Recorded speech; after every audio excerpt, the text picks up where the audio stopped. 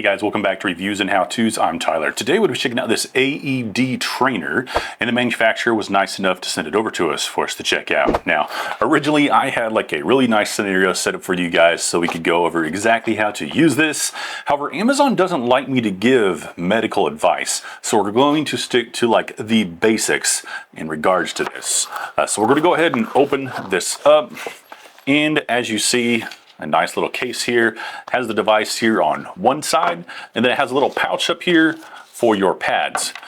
Also are the instructions.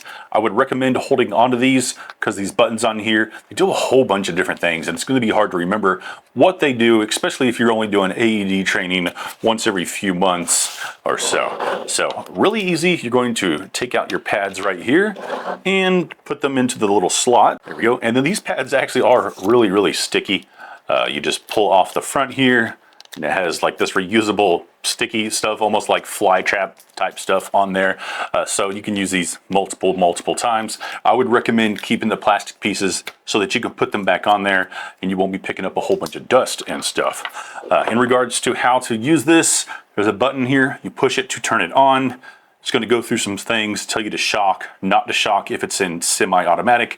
If you have it in fully automatic, it will just go ahead and deliver that shock. Most AEDs that you use are going to be semi-automatic, even if you are a professional. Basic functions on here, just in case you lost your piece of paper, you can refer back to me now.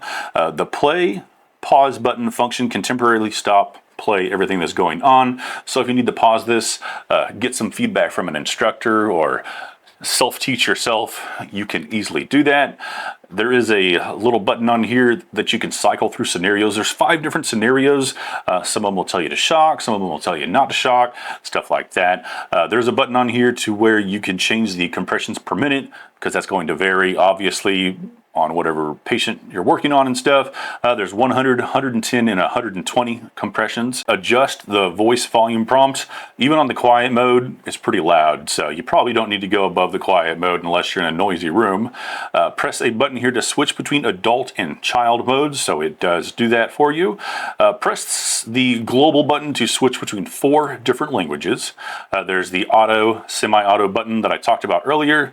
Switch the CPR compression mode. That's the 30-2 or the 15-2 compression mode.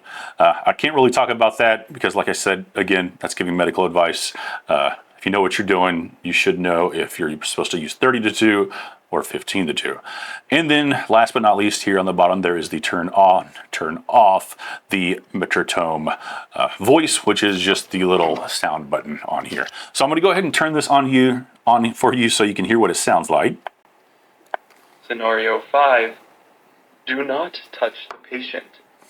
Analyzing heart rhythm. Shock advised. Charging. Stay clear of patient. Deliver shock now. Press the shock button now. We're going to go ahead and pause this Deliver here shock now. so that I can talk to you guys. So you heard it power up right there. I was able to easily push that pause button.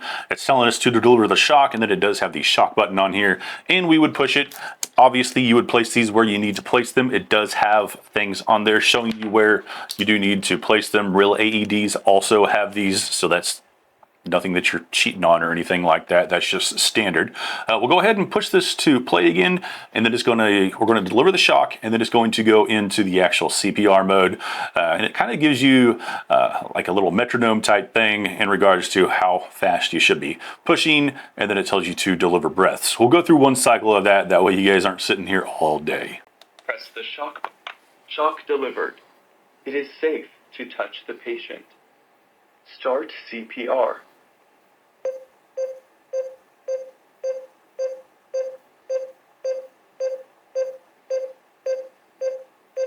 Breathe. Breathe.